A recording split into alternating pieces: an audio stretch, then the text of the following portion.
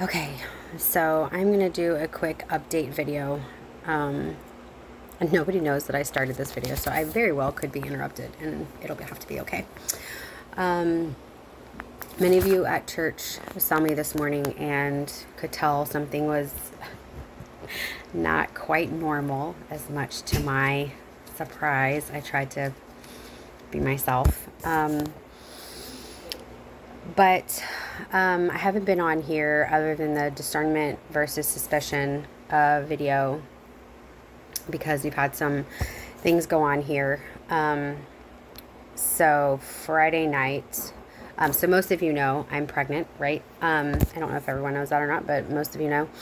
I'm currently 11 weeks and 4 days. And Friday night, that would have put me at 11 weeks and 2 days. I started bleeding. More than spotting, but not, not with a pain and not a whole lot more than I should have. And so we went to the emergency room. We were there for 6 hours. And they did an ultrasound. They did blood work, which I had just been to the doctor Friday morning. And they didn't do an ultrasound, but they listened to the baby's heartbeat. Her heartbeat was like 159. They took 2 tubes of blood at my doctor's appointment.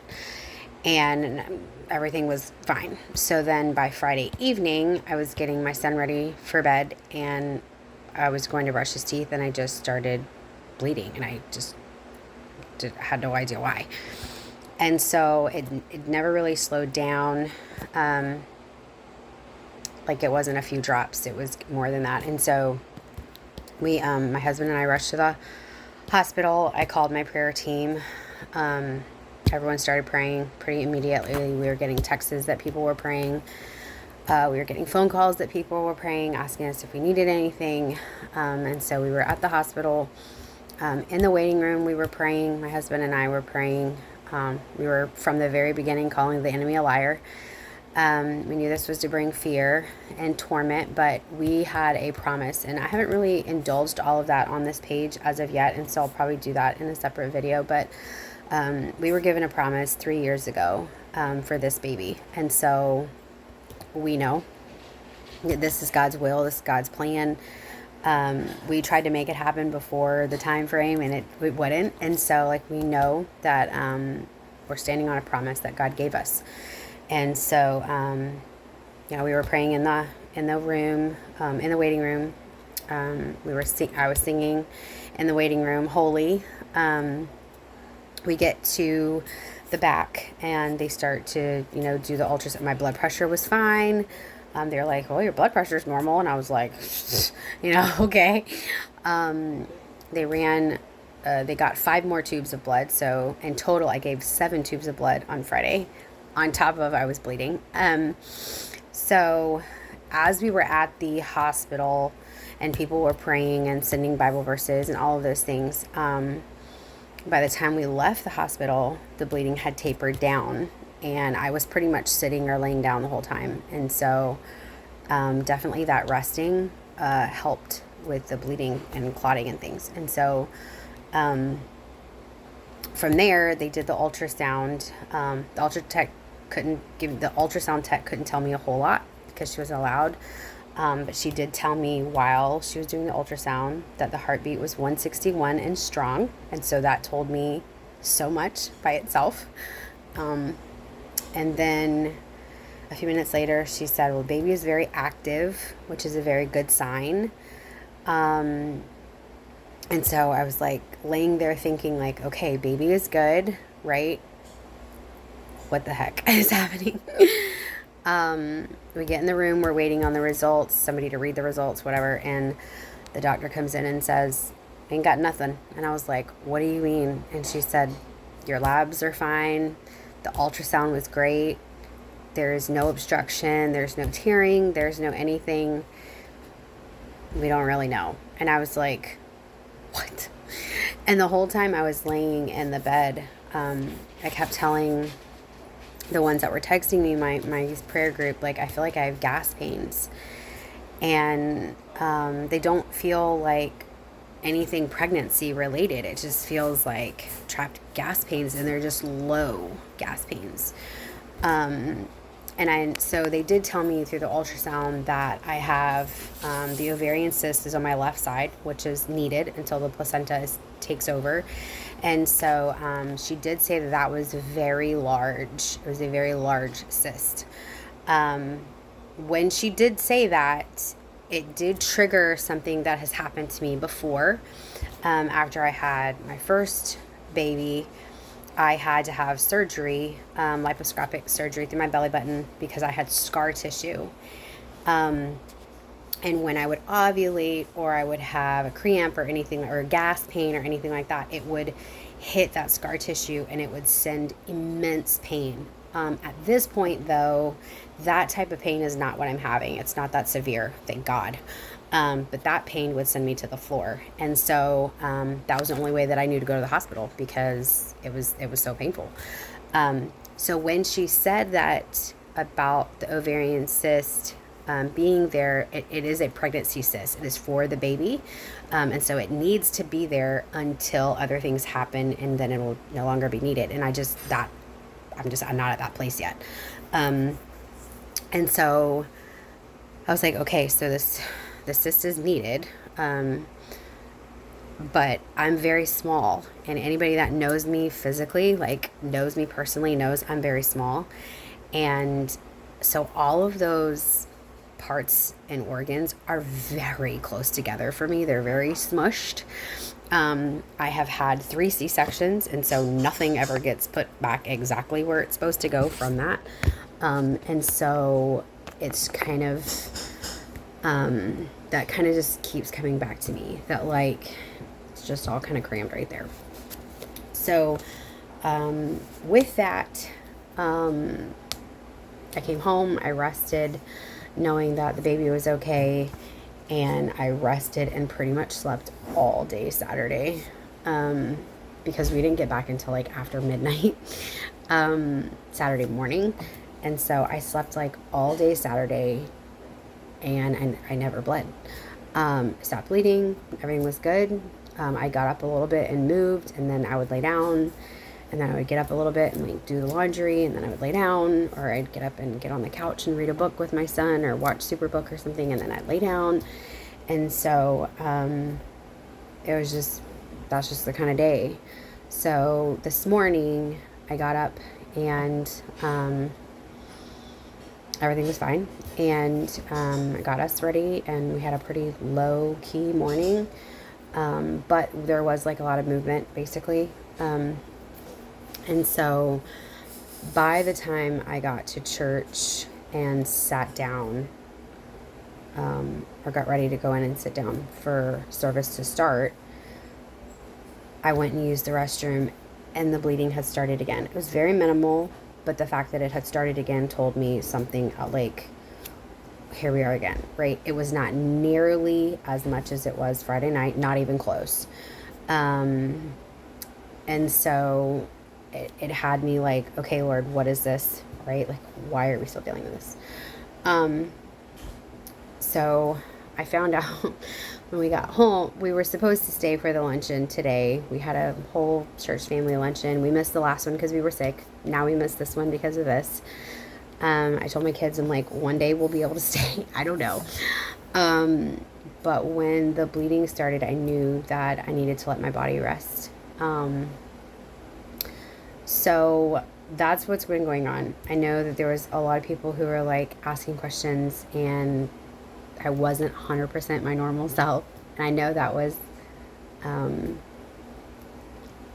easy for people to see, I guess. I tried, but so I haven't bled anything new. I've just had some cleaning out, I guess, that's been going on, but like not any new since I got home and started resting. I'm very aware of how the enemy attacks. I'm very aware that even if the enemy didn't send this to happen, right? Like he didn't create this space, he's an opportunist. And so where there's an opportunity, he's a coward and he takes it. This isn't the first attack or opportunity that was tried to be taken on my body for this pregnancy in particular. And so I know what the Lord told me 3 years ago, and I know the promise that I stand on. I know God's word. No weapon formed against me will prosper is Isaiah 54:17, and I stand on that. I know Jeremiah 29:11, that God gives me a future and a hope. He has great plans for me to prosper and not to harm me. Healing is the children's bread. Like there's so, his stripes were bore for my healing.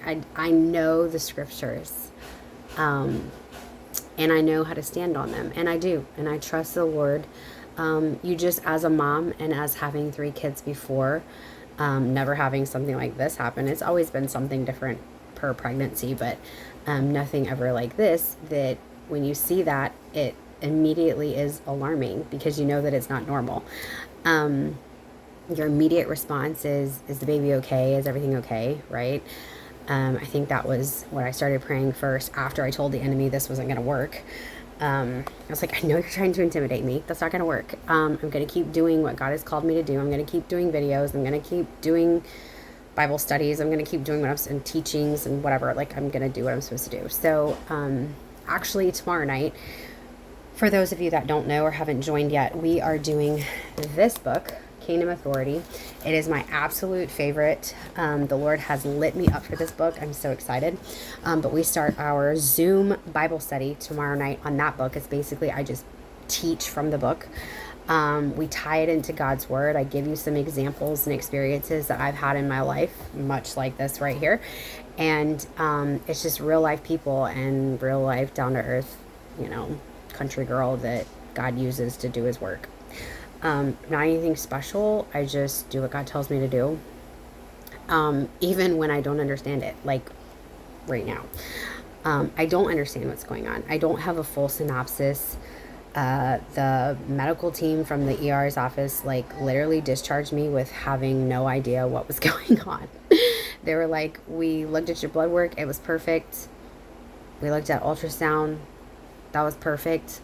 So yeah, we don't have anything. And I was like, okay, so where is the blood coming from? Everyone's like, sometimes vaginal bleeding just happens as long as there's nothing wrong with the baby and you're not in any pain and all of your blood work came back good. We just kind of tell you to rest, and that's all we can do. So I didn't know going to church was, I stayed for the service. We did not stay for the luncheon afterward, but we did stay for the full service. And the lesson was probably for me. I need to go back and re-listen to it because I'm sure my mind was a little preoccupied. But before I left, I go to the bathroom to double check everything, and everything was good. I hadn't bled anymore, but one of my ladies was already in there, or had come in right behind me, and then another one came in as I was washing my hands, and then another one came in quickly after that as I was drying my hands, and they're all talking to me, and I was like, how are all 3 of y'all in here at the same time? And 2 of them were like, I came in checking on you because I didn't see you in service. And then I came in because I had seen when you left and you hadn't come back yet. And I was like, okay. And then the other one that had come in right behind me, she didn't even know anything. And so she was like, all of them were like, we're praying right now. We're going to deal with this. And so they prayed over me right there in the bathroom, just declaring God's word. And I get home and I'm laying down and my daughter comes in and she says that her boyfriend, which goes to one of our sister churches in a different town, said that he talked to the pastor. That pastor knows me well. I've done deliverance with that pastor before. And that pastor said, or he told the pastor what was going on. And so the pastor stopped everything and had the entire church pray. And that's quite a good bit of people. And so, the Lord is just showing me that even in the moments that we don't know what's going to happen next, in the moments where the enemy is really trying to bring fear and torment because of what we physically see, right? That God is good. He's there. He's in it. He shows up. He shows his fingerprints on everything. And so hearing that a whole nother sister church is praying on top of the church that is praying for me, on top of the women that literally put hands and prayed over me this morning, on top of 2 other women that I don't normally talk to on a daily basis. I probably will from now on, but that I hadn't prior noticed. And they have contacted me since church and said, hey, I don't know what's going on, but I'm praying. Is everything okay? God really opens your eyes to his people. I'm in awe of his people. I'm in awe of how he moves and maneuvers. I'm in awe. And it's funny because I think I can't be in awe any more than I am right now. And then something else happens. Something else happens where he shows up and he's like, oh yeah, watch this. We are, as y'all know, if you've been on this page long enough, we are on this provision journey. And so I am praying now about, so be in prayer with me, but about a Doppler. It's like a pregnancy Doppler. So basically it is just a small handheld machine.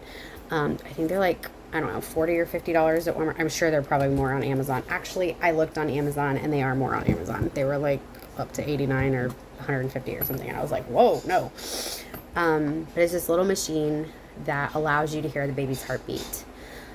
It'll tell you what the heartbeat is. So like if at the hospital it was 161, at the doctor's office it was 159. So shows you or it'll blink digitally what the heartbeat is, but it allows you to hear the baby's heartbeat whenever you want.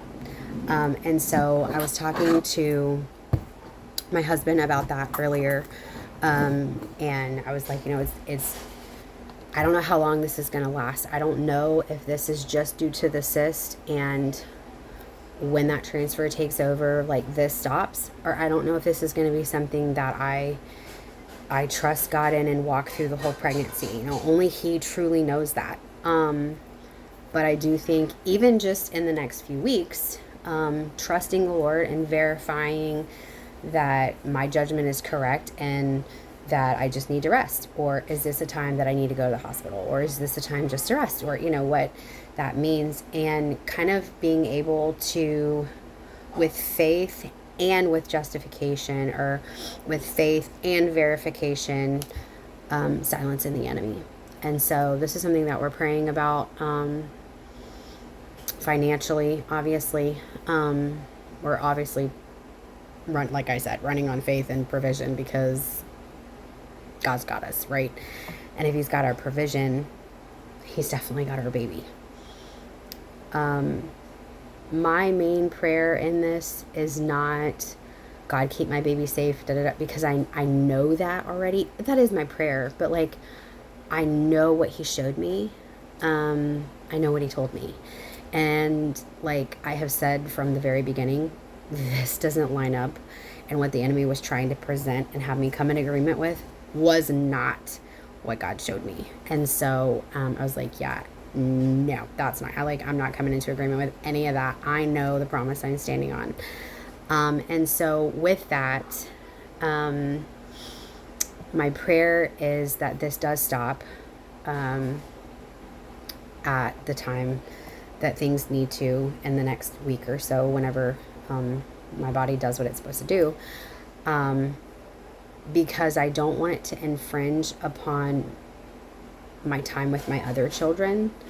My son, my youngest son, he'll be 3 in August. And so I don't want him having any resentments that because mommy was pregnant, I couldn't do certain things with him that he wants me to do, or that I want to do. Or that I miss out on things with my other children because I need to not be walking so much, or not do this, or not do that. So that is my main prayer right now, is just that this stops before right? Or at least by the time that the placenta takes over and the cyst can then be dissipated and dried up like it's supposed to be. Again, I've never had this problem before, so I was actually praying this earlier. I was like, Lord, I'm in new charted territory here. Like, I'm in our uncharted territory. I don't know this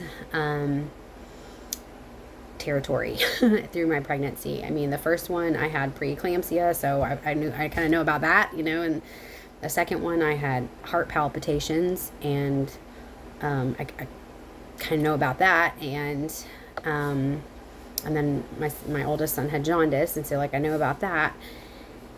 And then with Micah, my last one, I had gestational diabetes, so like I know about that. I'm like, this is uncharted.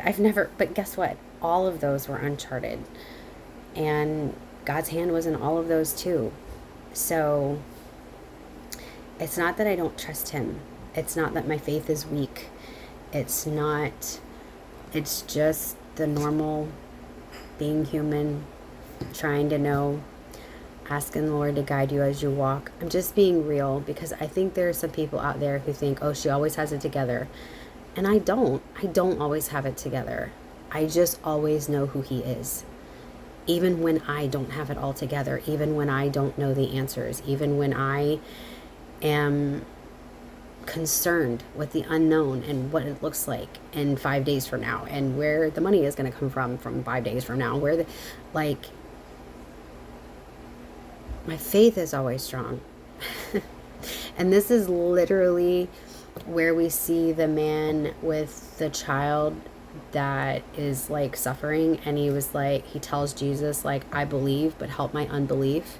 His belief was by faith. His unbelief was in his flesh.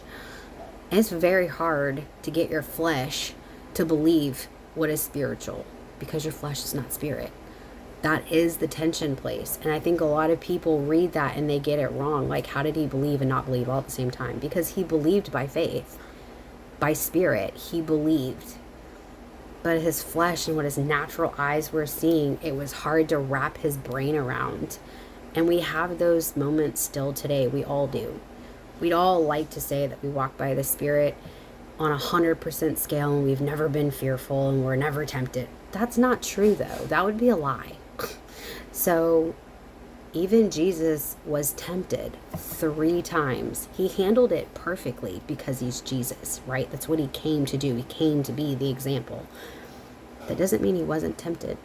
It doesn't mean he didn't have his own will and he did not want to do what was done. He said, not my will, but your will be done. Meaning, this isn't what I want to do, but I'm laying down my will, Lord, for whatever you say. Father, whatever you say. And we have to live that way. And that is the tension place of the same thing that the man was in with his child. And he's like, I believe, but help my unbelief. That's the tension place. The spirit to the flesh. We get to choose. And it doesn't always mean that we're perfect in our choice or that it looks graceful, because mine doesn't always look graceful. Sometimes mine looks righteously angry. Sometimes it looks fleshly angry. Sometimes I have to ask the Lord, how did my flesh and my spirit both feel angry at the same time and still want to handle it 2 different ways? So, don't ever think I have it all together. I don't. We walk through things. That's what this page is for. It's to show you the real, that Christians, real ones, righteous Christians, ones who love Jesus, ones who know how to speak the word and speak it over our life, they still walk through things. Paul walked through things. Peter walked through things. Neither of them were perfect, but they just had a faith that wouldn't waver and it wouldn't break. It's called crazy faith, and that's what we prayed for.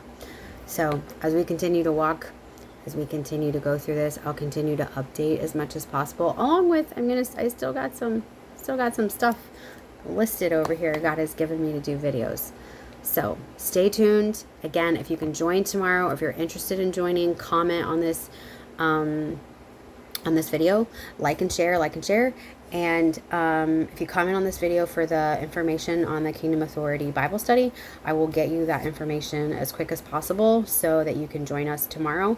You can get this book from Thrift Books. Make sure you get Canaan Bridges. There is another one out there. It's made by a different author, and it is not the same type of book. So make sure that you get this one. You can get them on Thrift Books. You can get them on Amazon. You can get them from all of those places. I think the cheapest place you'll get it is Thrift Books. And come and join us. Learn how to walk and talk and enforce your authority that's already been given to you. Come walk with me as we learn. Continue to learn in deeper faith. Thanks. Love y'all. Bye.